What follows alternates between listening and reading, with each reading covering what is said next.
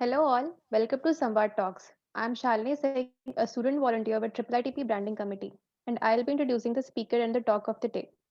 The current theme of Samvad Talk is technology by and for social organization. The topic of the talk is MOSIP, a global public good for digital identity, and the speaker is Professor S. Rajagopalan, IIIT Bangalore. Professor Rajagopalan received his Bachelor of Technology degree Chemical Engineering from IIT Delhi, postgraduate diploma in management from IIM Bangalore, and PhD from IIT Kanpur.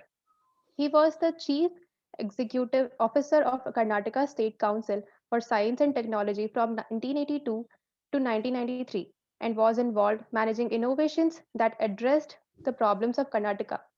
In 1993, he and his colleagues founded Technology Informatics Design Endeavor TIDE, a non-profit development society which focused on developing and disseminating technologies that were economically attractive, environmentally sustainable, and social acceptable in rural areas of Karnataka.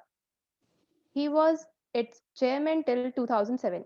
For his work in TIDE, www.tideindia.org, he was awarded the Ashoka Fellow 1994, Fellow of the Salzburg Seminar 1999, and one of the four finalists of Social Entrepreneur of India Award 2006, and one of the 50 change makers of India chosen by India Today magazine 2008. Tide was awarded the International Green Oscar, the Ashton Award in 2008. Professor Rajagopalan joined IIIT Bangalore as professor in July 2008. His areas of interest included innovation dissemination, geographical information system, and urban mobility. He was a founder director of IIITB Innovation Center, which aimed at incubating and promoting innovations in the area of information and communication technologies. He retired from the services of Institute in 2020 and continues to serve as an honorary visiting faculty. He leads the MOSIP project, which is the subject of today's talk. Modular Open Source Identity Platform, MOSIP, is an open source platform for national ID systems which adopts open standards, interoperability, modularity, and extensibility to help build robust and scalable digital ID programs. MOSIP supports privacy by design and enables robust data security measures. Inclusion, assurance, and convenience are major aspects of MOSIP design. Conceived as digital public good, MOSIP is part of IIITB's effort in promoting open source application for societal development. It incorporates global best practices with inbuilt user control and transparency measures. This talk will focus on technical architecture, components, and interfaces of MOSIP version 1.1.3 and expand onto unsolved issues and opportunities for research. As always, we thank our audience in Zoom meeting as well as on the YouTube live stream for supporting Samvad Talks. Please feel free to ask questions for Professor Rajagopalan on the chat as the talk progresses. We'll take the question at the end of the talk. Now I request Professor Rajagopalan to start the talk. Thank you, sir. Thank you for this introduction, Shalini. I will now share my screen so that I can start. So today I'm going to take about 40 minutes time to tell where we are at MOSIP. Most of you are aware what's MOSIP. And then request your help in taking some of the unsolved questions in such identity platform. I'm going to throw open, it's almost like a request for proposal kind of a talk, and request you, your students, and maybe postdoctoral fellows to work on some of the problem. So the first is that why we started 3 years ago to build this platform. What is the principal architecture and early adoption of MOSIP? And what is the road ahead for the MOSIP?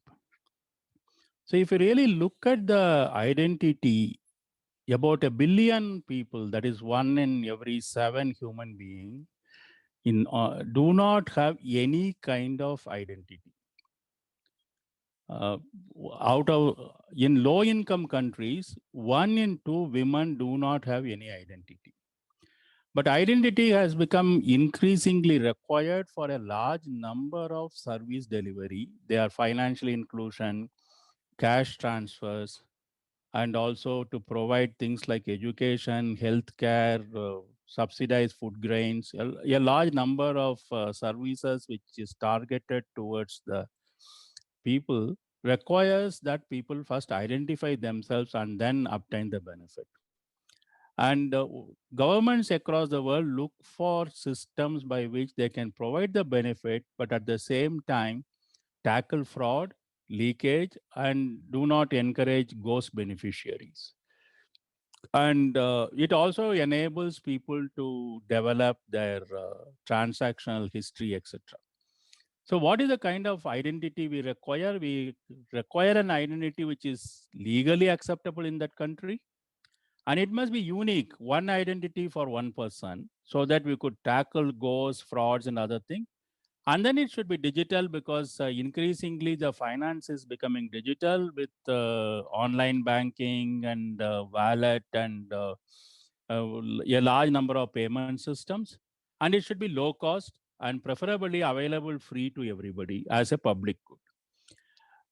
Apart from this 1 billion people who do not have an ID, 3.4 billion people have some kind of an ID, but not digital and not interoperable across the many systems.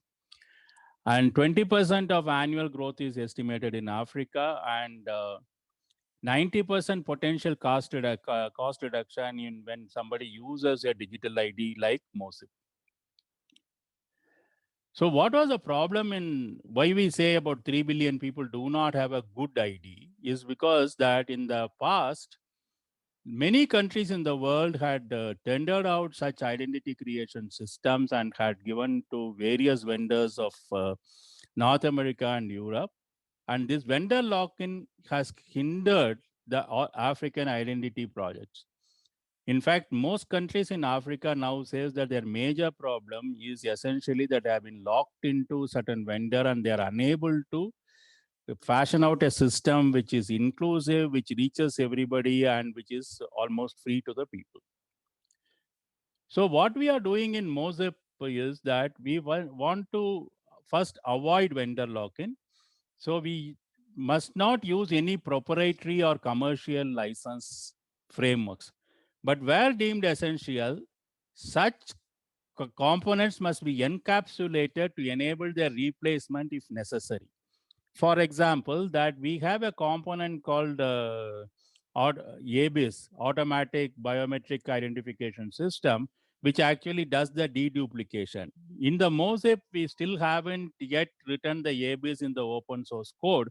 We use commercially available ABIS from, there are many vendors who sell ABIS, but we have written it such a way that you can replace the vendor at will, because it is in a wrapper and there is only a interface that talks to MOSIP platform. So you can remove one vendor and put some other vendor like that. So that is what we are trying to do by avoiding vendor lock-in. And we all use open standard where it is absolutely necessary and where it is available. And where the open standards are available, we are publishing our specification, which could become open standards in the future. And each component should be horizontally scalable, independently scalable to meet varying load requirement. Currently, we work with countries with as low a population as 1 million to as high a population as 106 million. So we must have systems which scale across all kinds of loads. And we use hardware and other software, if at all we buy.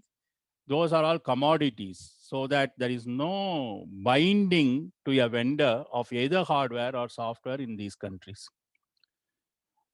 And the other principles which we follow is data privacy. Data must be encrypted while taking and in flight and at rest. So we want to provide data privacy.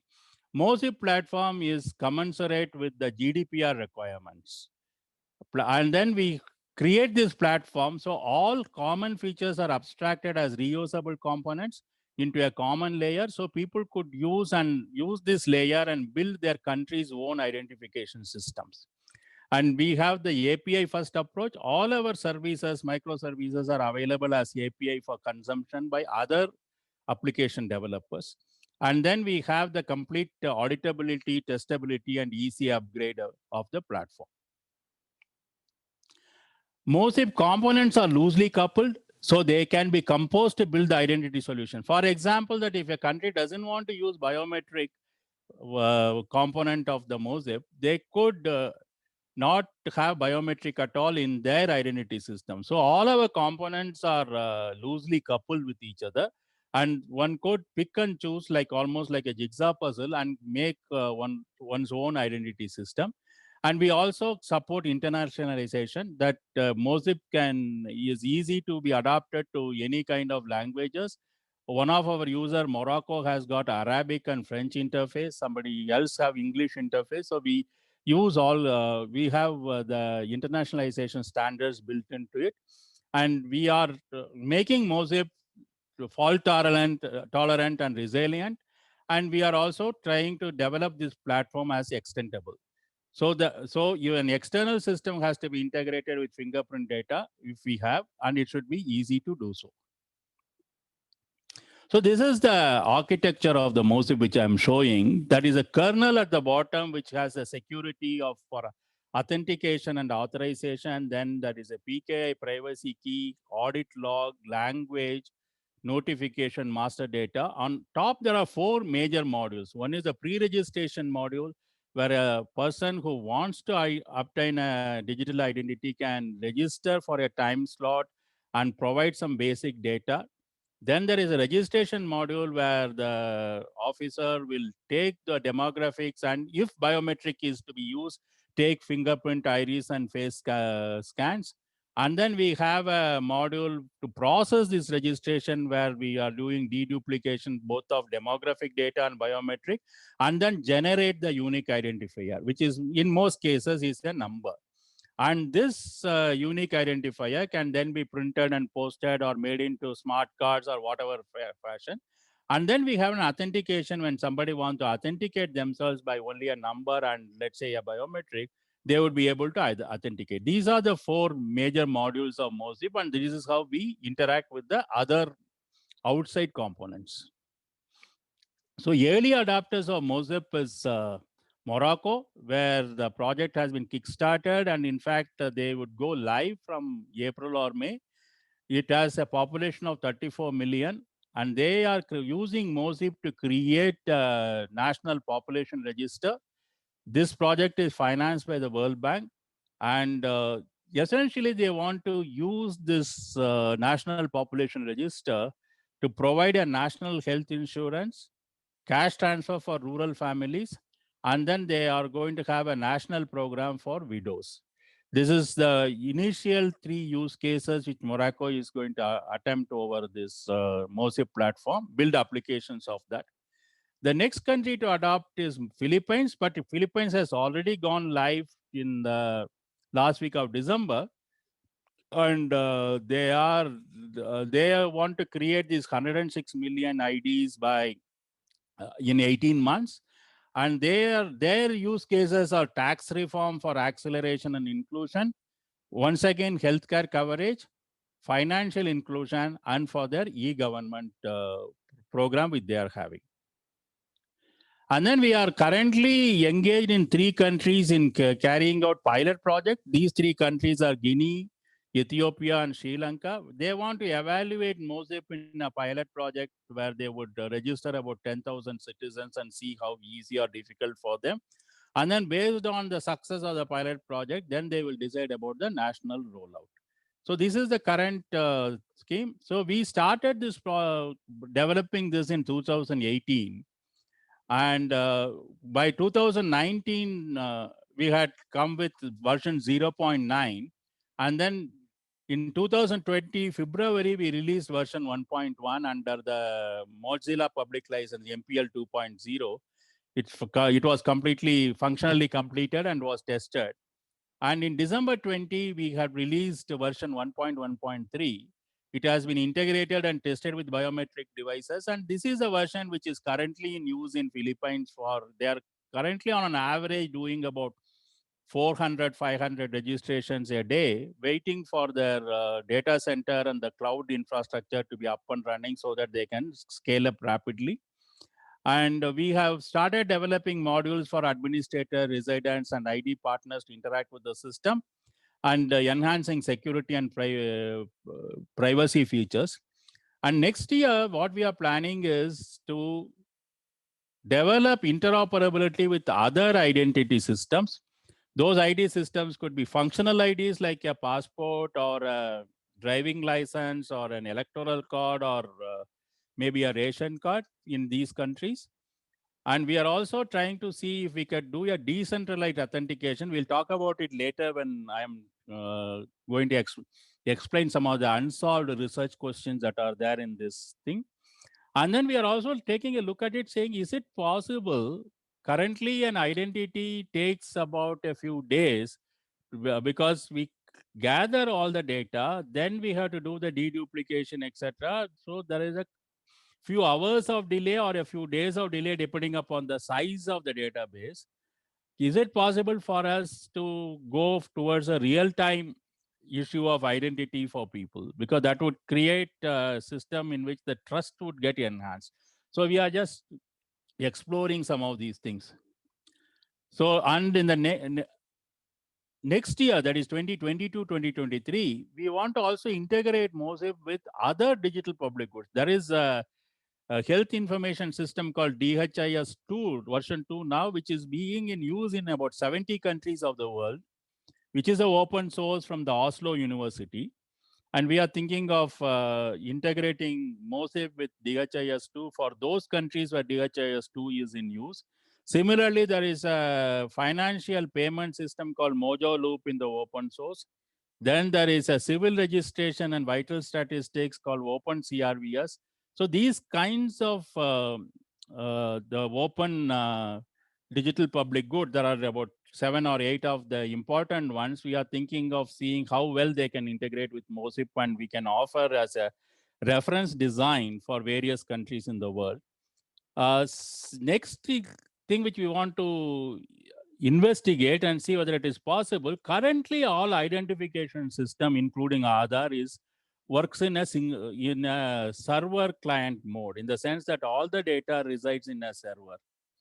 And that server is, of course, tightly protected with all the security features, etc. But we are also thinking in terms of, is it possible to decentralize this? Is it possible to have federated systems in such a way that there is no monolithic server-based dependency, which we want to examine during the next year? There may be a requirement for this in the West African region. 6-7 countries there, they want to have a regional identity, in the sense that they want to have a country identity which also enables people to move across borders. So they want identity of one country to be accepted as identity in the another country. So there is some requirement for federated systems that would emerge. And these will, there have been also suggestions saying why not use blockchain in MOSIP, etc. So those will then move us towards MOSIP 2.0. Now we are at MOSIP 1.1.3. So what do we sign up with the countries for? What does IIITB guarantee? We guarantee complete knowledge transfer to the system integrators and the government officers of the recipient countries. Sometimes system integrator is a private firm, sometimes it is a government department. Then we can provide 3 to 5 years of tech support during deployment and follow-up. And then we help the countries in developing applications based on MOSIP. This is what we guarantee and provide them for 3 to 5 years. What are all the risks to MOSIP platform? The currently one risk which we could is security and privacy. Because of the increasing interconnectedness globally, digital capacity is developing across the country, but not mature enough in low-income countries. And in number of countries, smaller countries, medium countries, state actors themselves are involved in cyber warfare and political ramifications. So this is one major risk, because these systems are, MOSIP-based systems are finally implemented by governments. So if the governments themselves are involved in cyber warfare or political profiling or whatever, it becomes very difficult to, that is a major risk which we face.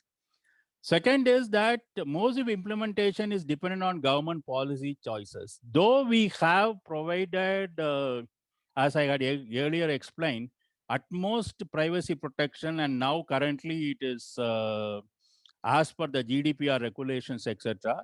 Since it is open source and modular, governments can compromise privacy features, because this whole thing is modular, open source, and the documents are available. So it's fairly easy for governments and government chosen system integrator to switch off some of the privacy features and then have the other features. So that is one privacy risk which we say. Second is lots of countries do not have, including India, very strong legal and regulatory protection that is required for the privacy for good ID. Morocco, in fact, took 2 years' time. They appointed a privacy commission. Then they went through a number of consultations and then drafted an act for setting up their national, the RNP, the Register of National Persons. And this act was debated in their parliament, in the select committee, in both the lower and upper houses, then adopted with modification, creating an agency. And then the king approved that whole stuff. So that kind of legal backing for privacy protection is not available in many countries. So we are also suggesting to countries to develop their own system of privacy protection and give them a legal status.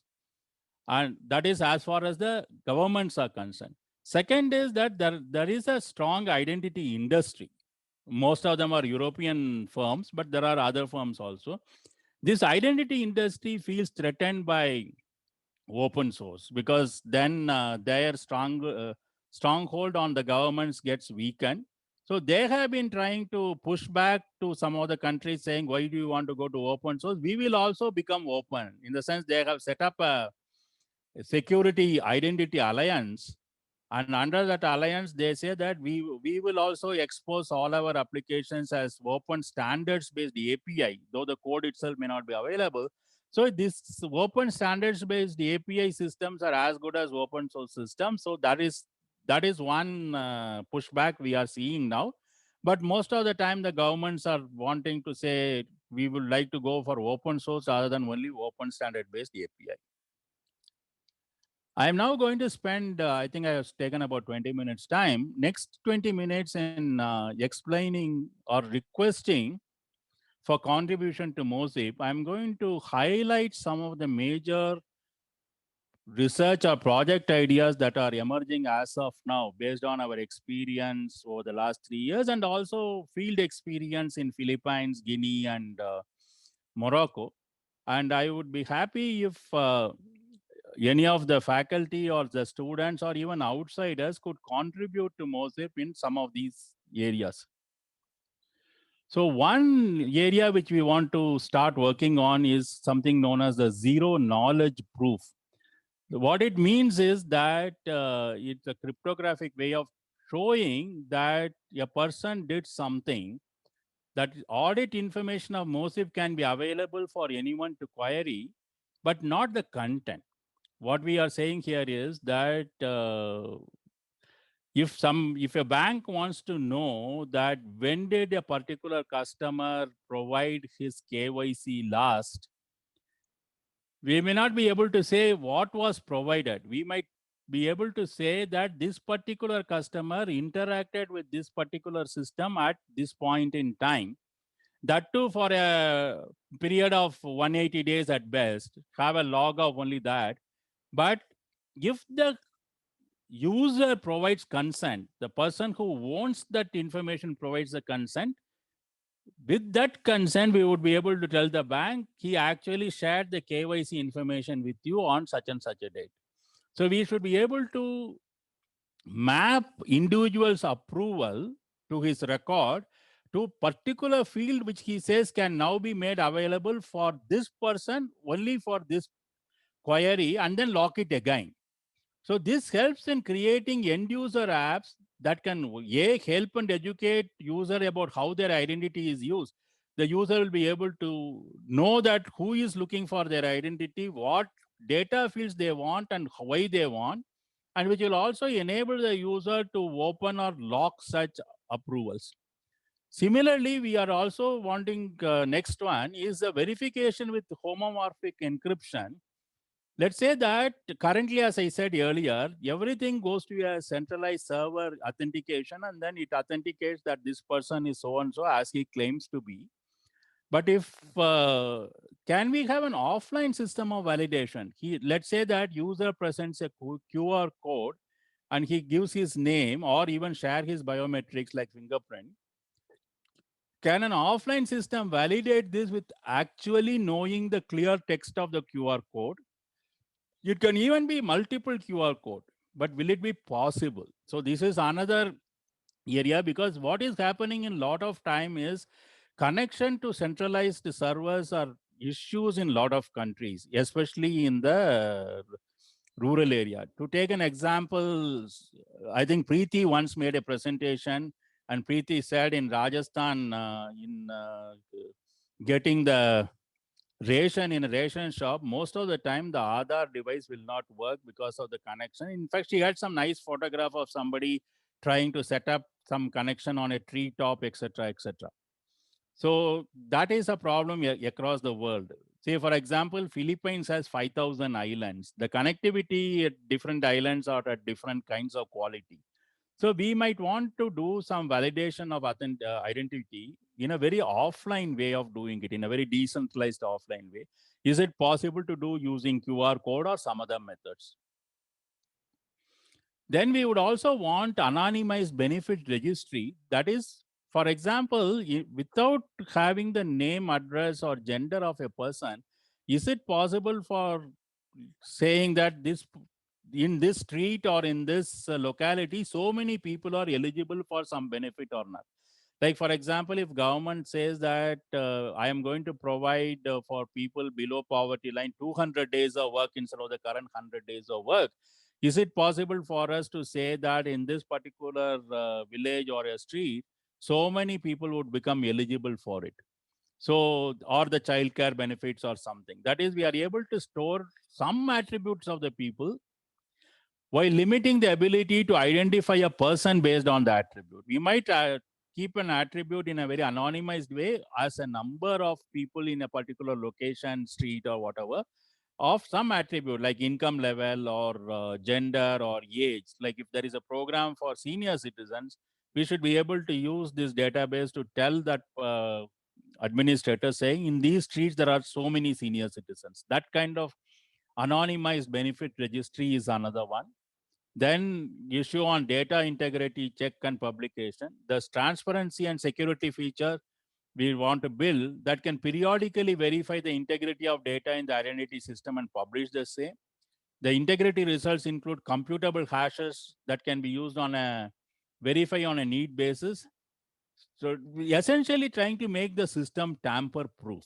Is it possible for us, or the tamper evident?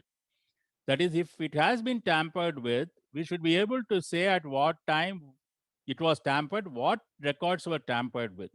So this could be included in the audit logs, transaction logs, and identity packets. Then next idea is on the fraud and anomaly detection. If I analyze a stream of usage of MOSIP system, is it possible to identify potential fraud scenarios and outliers for analysis? So then such transaction will be flagged, and based on training and feedback, we could detect certain fraud or anomalies in the data usage and then the data base. And we might be able to block a transaction or putting a processing of application on hold. Like, for example, if somebody wants to withdraw their cash benefit from some ATM, and we want to see whether this person is it going to be a genuine transaction or is it going to be a fraudulent, is it possible for us to detect that kind of fraud and anomaly detection, both from the user as well as from the operator and supervisor? Is the operator supervisor fraud detection as well as biometric replay fraud? What happens is that now you might, I don't know, there is this video KYC is now becoming popular for number of stuff where On your mobile phone itself, you can start an app and then it will capture your face and ask you to read your name, and then it will authenticate you saying that you have completed the KYC transaction. So you don't have to give any documentation to the bank, you don't have to visit the bank, etc. But is it possible now in an Android smartphone device, instead of actually doing it, just upload a streaming content of your face with those words? How will the system distinguish between this is a streaming uploaded content and this is the real content in real time? So that kind of thing also you want to see whether biometric is just simply being replayed or biometric is actually happening at that particular point in time. And similarly, there are ideas on security, ability to detect security issues and deploy in MOSIP platform, as well as in the total system that get deployed in a country like Morocco or Philippines. What could be the security issues and how we should work around that or work to remove that kind of issues. And security threats, how do we handle it? And is there any kind of work on configuration, saying, is it possible if we give some 2-3 different kinds of configuration to say which configuration is likely to be more secure than the other? And next is the ability to detect synthetic biometrics. For example, that if somebody creates, now with artificial intelligence algorithm, one can always create a face resembling somebody. Is that synthetic face or is it real face? That kind of security issues, can we have some kind of algorithms that are developed? And on the user side, consent framework and tooling for data sharing and usage, including schema and specification. How do we represent consent in a digital form? Currently, the OTP seems to be the representation of the consent. The OTP is sent to a mobile phone, and when somebody enters that OTP into an application, it is assumed that the consent has been given. So is that the only way, or can there be other ways of digital representation of consent? What is a better way of consent management? How do we, and at MOSIP, we want to give consent not only for one particular operation, but we are also giving a consent for what data can be shared, what data cannot be shared. For example, in an authentication in a ration shop, we might only share the information that the person who has now authenticated is, yes, his authentication is approved. Nothing more than that. We don't give name, address, or date of birth, or gender, nothing. No information is given. We only say authenticated or not authenticated. But sometimes you want to buy a new SIM card, that telephone provider might want your name and the age or whatever. So and if you consented, then only that fields of information will be shared only for that single transaction. So the consent framework and tooling for that is very important for us, and we have started working on it, and we want to do that both for web as well as for app, and digitization support and verifiability of consent, whether this person has actually consented. How do we verify that? Those are some of the issues which are around the user management and user consent. And then there are something about model for representation. What normally happens is, in identity is unique to a person. But if a person wants to represent another person, how do I establish the chain linked identity? For example, let's say that somebody is getting a old age pension, but unable to go to an ATM or to a bank to withdraw that cash. Is it possible for me to that person to authenticate and then authorize somebody else who also has an identity to go and withdraw this? Family is a typical use case where any member can operate on behalf of the family. So this is one way of representation. Temporary power of attorney granting and authorization to act on behalf. Then guardians to be allowed to operate on behalf of their wards. Can employees and directors can represent one or more businesses? And there are many ways in which we should look at these kind of representation, and how do we manage representations? Currently, no identity system has representation as a possible feature. But we are thinking in terms of that because in Sri Lanka, they were saying that eventually they would like to link these kind of identity with their identity for registered entities like companies, shops, hospitals, and then try to see that use identity of the directors and others to transact with that business, etc. So that is the one which started this thought process. So can we create representation also as a module in an identity system? Next one is the multiple step identity verification and intelligent assurance.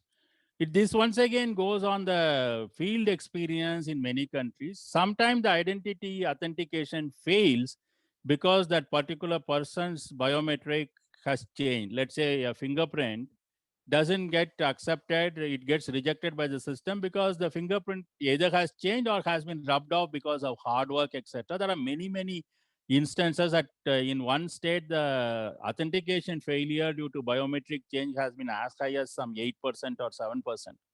So currently what happens is that authentication failure sometimes leads to denial of benefits. But is it possible for us to create multiple step identity verification? So if one step fails, what could be the other step which they can use? Different factors. If fingerprint match score was low, then another one can be some other biometric or a non-biometric factor. Some questions which could be stored and then somebody can ask the question and then capture the answer, or it could be an OTP, or it could be something else. And in these kinds of secondary and tertiary verification, randomness should be introduced so that we throw off robotic attempts. And if the OTP attempt also failed, then what should be the next authentication attempt, which might require two factors? So these are some of the things which we want to explore and develop some modules based on this, saying that, to include everybody, we should also think in terms of all kinds of failures that is possible in a identity system and provide for those failures so that people do not feel that the system is not inclusive. It sometimes works against individual because he is unable to authenticate. And last one is the benchmarking and standards for biometric efficiency. We want to see number of places we do not have standards, and we are writing our own reference designs and reference specification. They need to be benchmarked and with comparable other areas, and then propose them to standard making authority like IEEE or IETE or ISO or something, so that we are able to say that here is some kind of international standards on some of these. Like, for example, that what is the right biometric policy on the demographic profile in the country? Should we use iris for children, fingerprints for adults, and what is it should be done? A number of such issues on standards and efficiency and the efficacy of various this thing. So this is my, I would stop here and then answer your questions or thank you. Thank you, Professor. Yeah. Big applause for your talk. Yeah, the floor is open for everybody to ask questions. Yeah, either me or Ramesh will answer. Professor, this is Vivek. I think it was a very nice talk and you very clearly presented the research problems. So one concern I have regarding you also mentioned the use of verification using homomorphic encryption, right? And potentially it should be an offline authentication if possible. Yeah. So many of these technologies like homomorphic encryption and multi-party computation, it involves some sort of interaction with the backend server. So if you want a completely offline solution, so then probably it would say come with some cost, like so would government be interested in providing, say, like a smart card with biometric, just like bank cards, so where the biometrics are encrypted instead of a pin as in a bank card? Yeah, we could try that. See, the need is sometimes you don't have the connectivity, and so to the server, and so what you generally say is there is no connectivity, come again later. So we are trying to see that is there this thing. There is already a kind of a system where without going to a central server, certain mobile phones themselves could become authentication. Ramesh, you have that details, no? That where mobile phones becomes trusted devices or something like that. Yes. So basically, if we could look at mobile phones just like chip cards as a okay. way to store the information in their secure area, Okay. and transactions could be performed there. So technologies like FIDO use it locally. The only gap there is that what goes into the mobile phone is added by the user themselves. So we don't know whether to trust that or not. But if that is a regulated process, and if the users biometrics have actually gone in there, they can be locally verified, Oh, okay. even without hitting a central. Yeah, but in case of FIDO, I think they still require a server. That is only for the challenge response. The actual biometric validation happens locally. Locally. Okay. Professor, actually, if you recall, Yeah. here, several years ago, I think it was 2008 or 9, Dr. Ramani had Yeah. talked about authenticating paper documents.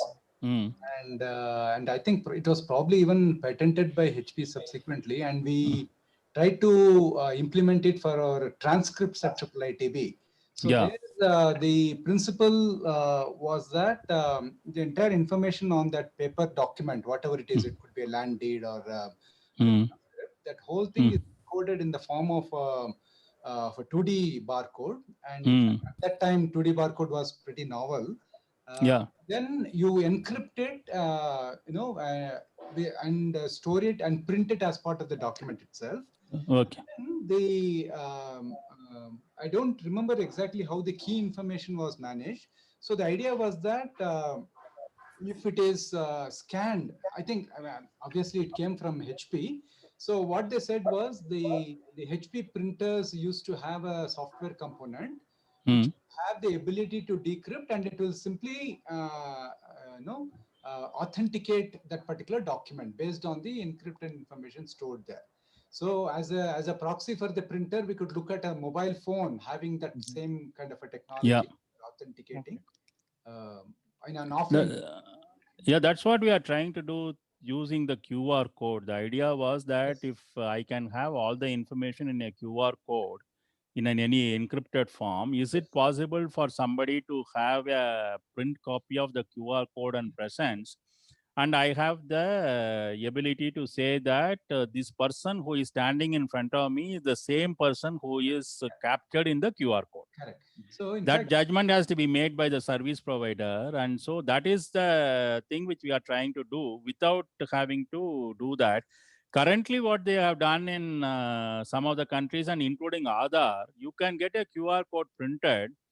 And if the QR code is scanned by an appropriate software which is there with the service provider, your face appears on his screen, and then it is left to the judgment of that person to say whether that face and the face of the person standing in front are the same. It is something like the immigration control in countries where they scan your passport and then look you up and look at the photos in the passport and then take a decision. So that is what is currently available. We are trying to make it, this is still dependent upon the judgment of that person. We are trying to reduce errors of that judgment. That's what we are trying to do, and trying to see how better we can do that in a very simple fashion. Correct. That's the challenge there. Yeah. Ramesh, you want to say something? Yeah, there's an interesting research problem right there. How to have a higher density storage mechanism than QR code. QR code has its limitations on how much we can actually store in that. And the second is how to have a smaller representation of the biometric, which can in turn be used for confident comparison using tools as opposed to human judgment being involved. So one is reduce the size of a biometric template, other is increase the storage. So if both can be there, more such offline or decentralized verification of identity can actually happen. Professor, this is Vivek again. So Yeah. my question is, if we use QR codes, they may not be tamper resistant, right? So when we bring in the security dimension, So I mean, people can cook up all these codes, right? And then Vivek, so I think if the QR code is tampered, then the QR code itself will become invalidated, no? So because it is not a plain quote unquote plain text QR code, right? I think I just posted a link in the chat window. Yeah. Yeah, I think there's some CRC verification for the code, right? Exactly. I mean, The CRC verification check will fail and hash will fail. So many things will fail. Just take a look at the link that. Yeah, we'll do that certainly, Chandrasekhar. We are typically looking at cryptographically signed QR codes so that the QR code itself can be trusted in the first place. Otherwise, false identities or documents can be created and injected into the system. So they will be cryptographically verified first before being used. Oh, one more thing which we wanted to put, in fact, it is there in one of the documents here, is that, we are all assuming that uniqueness is guaranteed by biometric. In all these systems, we are saying that to ensure uniqueness, we need biometric. All other non-biometric systems cannot guarantee uniqueness of the person. So is there anything else that could guarantee uniqueness? Biometric, we are currently doing only fingerprint, iris, and face, but it could also include voice and something else. But is there a non-biometric way of guaranteeing uniqueness? If that is the case, then lots of these issues will get sorted out. There are people who are trying to work on that, but so far there has been no good solution on uniqueness, establishing uniqueness in a non-biometric way. Proceed, Srinath here. Yeah, Srinath. Can I ask a question? Sorry. So you mentioned something about delegation and the consent framework and so on, right? And so in that regard, I was asking this question. For example, all of these are actually within the framework of the local policies. For example, it could be GDPR may have one policy. Some other country may override some policies and so on. So how are these managed currently? Is there a separate module or separate formal language or something where we can encode these policies and maybe even formally verify whether there is any inconsistency or so on, or are they kind of made into the software itself? Are they hard coded into the software? No, currently we have encoded these policies in microservices, isn't it, Ramesh? That's the way we have done. So people could even switch off if they need, if their local law does not. But your suggestion is very interesting, to say that we should have a way by which we are able to have some policy being tracked, and the policy then can, whether the actual configuration of the system is in consonance with the policy. Yeah, that verification we have not yet built. We need to build that, saying that given a particular policy, for example, that Morocco now has an enactment and it has a policy and rules. When the configuration is finally deployed in the month of April and then people start registering, there should be some way by which we could certify that the system that is deployed is in consonance with the policy that has been promulgated and approved by the parliament, etc.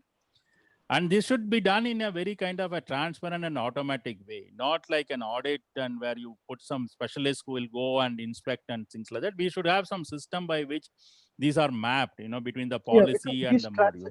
These verifications will have to be done for every transaction. So it can't be done offline manually. Yeah, so that is, I think it's an interesting, how do we do this consent framework in a way that which we can not only provide consent framework, but also ensure that such a framework is in line with the legal and policy requirement of a country. So I think it's an interesting way of looking at it. So I think we should work on that. Yeah. Professor Rajgopal, small addition. This you might be interested in privacy related machine learning. Indu did a little bit of work on that in her bachelor's thesis. Okay.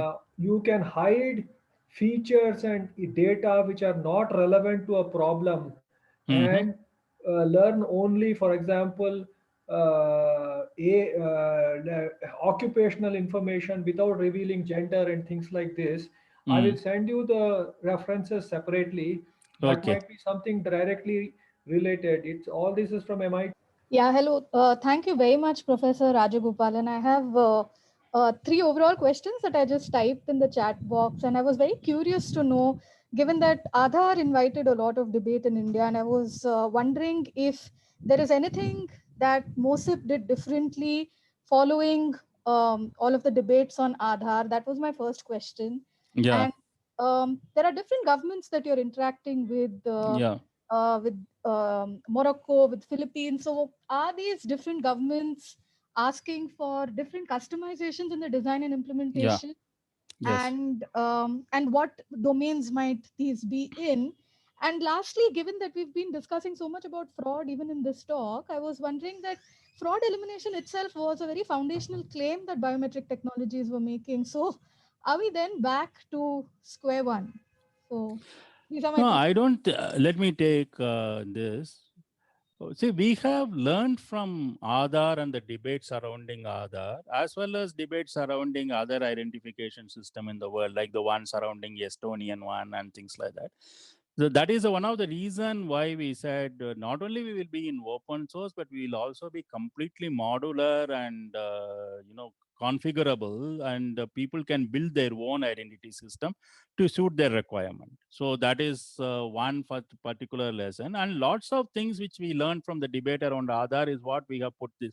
For example, this user consent framework which we are building, where we would look to the user for not only one-time authentication, but for actual sharing of data at any given point in time, came from a number of these kinds of debates that was surrounding Aadhaar and other identity systems, saying that how much of power you can give it to the user in their stuff. Similarly, is this whole question of authentication failures and connectivity, and we are talking in terms of decentralized authentication and decentralized verification also came out of those experiences. So we have learned from some of the debates and experiences of many identification systems in the world, including that of Aadhaar. The second one is that different governments have got different way of configuring this system. For example, that in Morocco, under their legal administration, the fingerprinting is the sole responsibility of the police, not any other department. Police maintains a fingerprint registry where they have the fingerprint of every citizen or every resident of Morocco, not only citizen, but all residents of Morocco. It is called CNIE, that fingerprinting system. So the system which this RNP, which is also being built by the Home Department, is essentially working with iris and the face as the essential biometric. But we have built a kind of a bridge with the CNIE system. So in case one has to use the CNIE system, one could use with the consent of the police and with all the consent mechanism being in place. On the other hand, in Philippines, for example, their local law stipulates that government cannot store any document, any kind of document pertaining to the personal identity of a person. Like, for example, a photocopy of your birth certificate or, any one of these, a driving license or your address proof. Government system shall not store any kind of images of personal documents of the citizen. So there we have to build a system in such a way that there is nothing stored except the information is taken, verified when in presence of that person, and the document is returned, and nothing is the document image is not stored, kind of thing. So we have different countries want different stuff. They also want different kinds of authentication. They want different way of use, what kind of users and things like that. So we are working with the countries. We will know only if I give this talk again on the next February, I'll be able to share a lot more, because currently only we have started rolling out, issuing the numbers.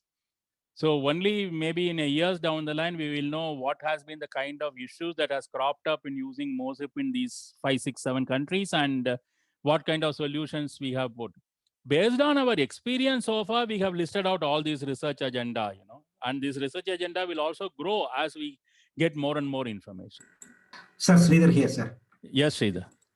Sir, 2 questions. One is, you mentioned about the privacy and security. The core of it will be there in the MOSIP, but if there are customizations, is it possible for the countries to do a closed layer on top of MOSIP? And if so, what is the licensing arrangement that they have to have with MOSIP? That is the first question.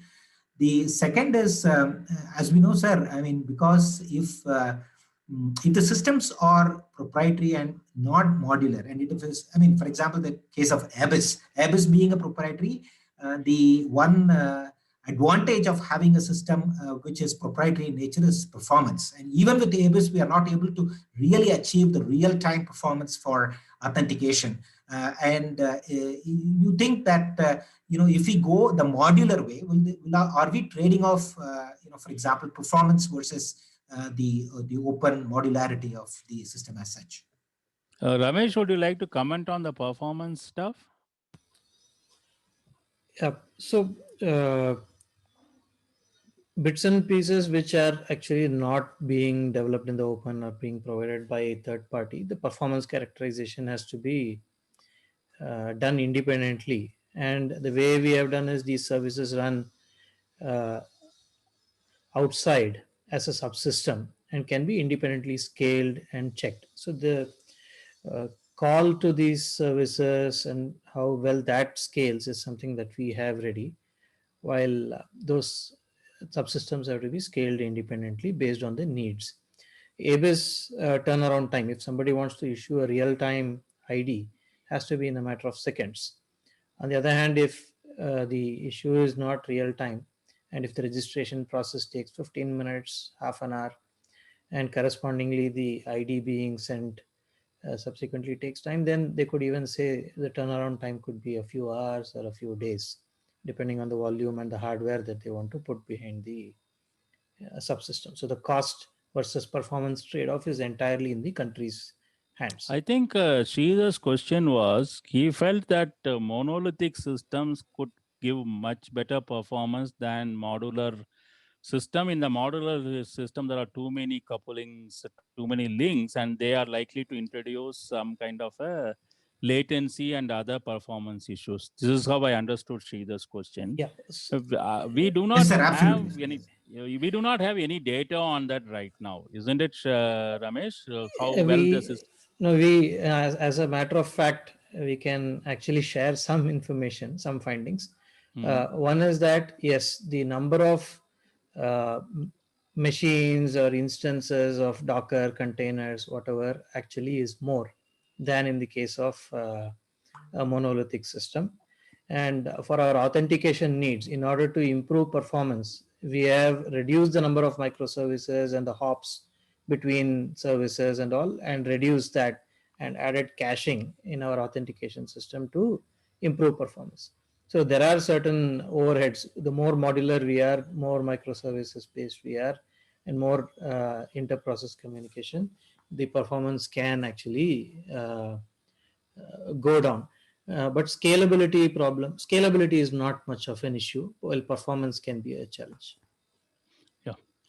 The other question, Sridhar, your first question, can you just... Privacy and security. So we said that it can be country specific because of the... Yeah, it is country specific. And your question is, can they build a kind of a wrapper around MOSIP and then make MOSIP kind of a system in which their privacy and data protection has... And can it be closed, sir? Can it be closed in order for security and other purposes? And what is the licensing arrangement with MOSIP? See, we are now giving the licensing under MPL 2.0. You know, if you remember, Sridhar, the licenses of MPL 2.0 permits any user or any other developers to develop proprietary applications on top of the MPL 2.0. Only requirement is the original code and the original file structure and the original document must also be available to any subsequent purchaser of that proprietary system. That is why we chose MPL 2.0, because there was at one end you had this GNU. GNU also is 3 now, version 3. On the other end, you had the MIT kind of licensing, where MIT would not even, you can completely convert it into a proprietary system. So we took a middle path. We said MOSIP will always remain open. So anybody who builds, Say tomorrow a fintech company builds a payment solution on top of MOSIP. When they distribute the fintech product, the solution which they built on top of MOSIP might be proprietary and they may not disclose anything. But MOSIP itself, the version which they have used, that files, the structures, the documents will be provided, should be provided. That's what we have done. So yeah, it is possible for a vendor like some system integrator to build a completely secure system with a wrapper the way you are suggesting, and then providing that as a proprietary solution to somebody. That's possible. Yeah. Thank you, sir. Thank you. Rajesh Hanbal has a question. Yeah. Rajesh, would you like to? Professor, I was just wondering, especially given that you were mentioning about some data analytics and identifying who are the beneficiaries and things around that layer on top of the authentication and identification layer. So is MOSIP clubbing the two things, the intelligence part and the identification authentication part, or who are the data custodians? So how does that work? No, we are not clubbing. It's separate. Authentication is separate module, and any kind of data analytics and data intelligence on that is a separate module. Currently, the way we do it is who owns the data is dependent upon the country's legislation. The country, like Morocco has a legislation and Philippines has a legislation, and the legislation provides what government can do, what government cannot do with these kind of data. And the MOSIP configuration in those countries will will adhere to those kinds of regulations. That is how it will be customized there. And each country's customization will become different depending upon the local legislation and the policy. So we have provided for various ways in which you could do that. Like, for example, that if somebody wants to do a data analytics, even for fraud detection or even for anomaly checking, and if it is permissible under their act, then that API may become available for a third party to say that I will now take this anonymized data and then try to see what is the fraud, etc. We are still not built those kinds of stuff. We are still in the process of building. That is the reason why we put that all up as request for participation. You know, all those slides are for request for participation. Preeti had asked a question saying that, you know, why are you talking about frauds? The biometric is supposed to make the frauds not fraud proof. And does it mean, are we going back to the same old story? I just wanted to answer here, we are not going to the same old story where there could be ghosts and there could be duplicates. To a large extent, I would not say 100%, to a large extent, the national, that RNP kind of thing in Morocco or the registers in thing, the duplicates and ghosts will get eliminated. But frauds can still happen on a number of other ways. In authentication, it could happen. It could happen in benefits, because as we were saying, you know, whether the biometric which is sent or some authentication data that is being sent in for authentication purpose, is it being streamed is not a question which people have not yet answered. You know, is it being streamed by tapping into something or not? So those are the things which we are going to look into, saying that how do I, like if I am doing a authentication of a voice or a face or whatever, is it the person really there or is it being streamed from some other source? These are questions which we want to answer. So that is the reason why we are saying that we are not given the fraud analytics the priority in the first 3 years, because we felt that setting up the system is very important. But over next 2-3 years, these things will become very important. How do we protect the data? How do we protect privacy? And how do we prevent misuse by anybody? You see, for example, I wouldn't want anybody to misuse my name or my date of birth for any other purpose. So that is where we will focus. Yeah. So just to add on that, so are you also going to engage with inclusion, exclusion kinds of errors also? As part of this? Definitely. Inclusion is the goal. How much inclusion? Can we go to 99.999? What is it? That is the reason why we also said offline authentication. We said, you know, if fingerprint is not available, multi-factor authentication.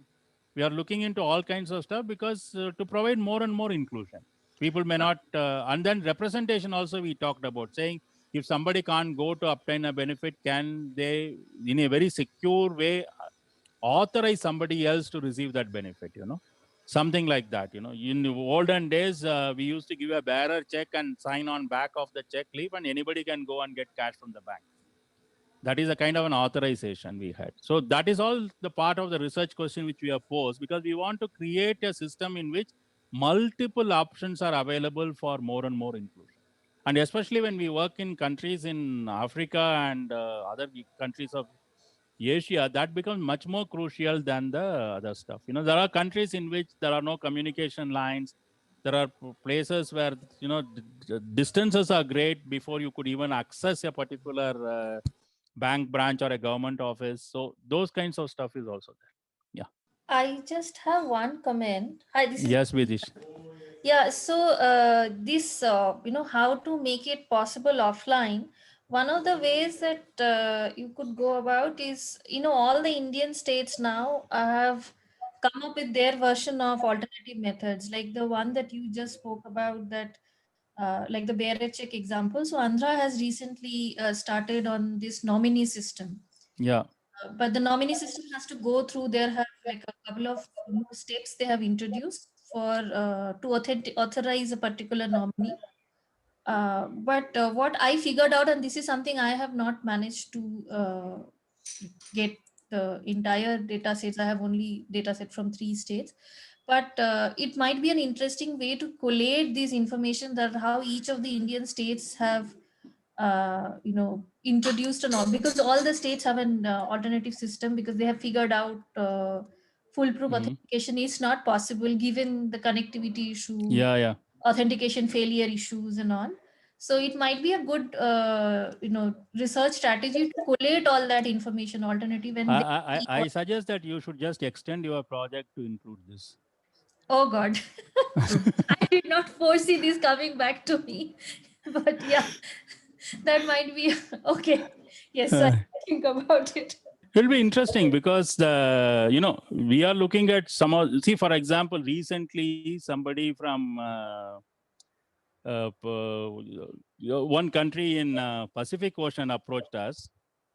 The whole population of that place is 100,000 people. And they wanted a complete e-governance solution for 100,000 people, including in the identity system. So, but the thing is that, some of the kind of architecture we have got, the kind of way we are authenticating people is with the assumption that the country is large, many million people are there, etc., etc. So how do we design a system where the country is very small, only 100,000 people, the whole country, but they also want to have some system. So what kind of system they should have at the similar kind of price? If we say that currently we are able to design a system for $1 per capita, for 100,000 people, can we also do it at maybe at best $2 per capita? So these are some of the interesting things which we need to look at. Thank you. And I wanted to tell here to IIITB faculty and students, we do have provision for supporting this research, either with PhD stipends, fellowships, or postdoctoral fellowship, or even as a regular projects. We do have made provisions, and we will continue to make provisions for the next 4 years for this kind of research and development of some technology, tools, techniques, algorithms, etc. So proposals are welcome. You could either send it to me or to Ramesh, and we will take it up in very quick way. Thank you. Good opportunity for all of us to actually work on MOSIP and all of us to contribute as well. So yeah, hoping Samvad Talk will give you more support. Thanks. You, sir. Thank you, Ramesh. Thank you all. Thank you, everybody.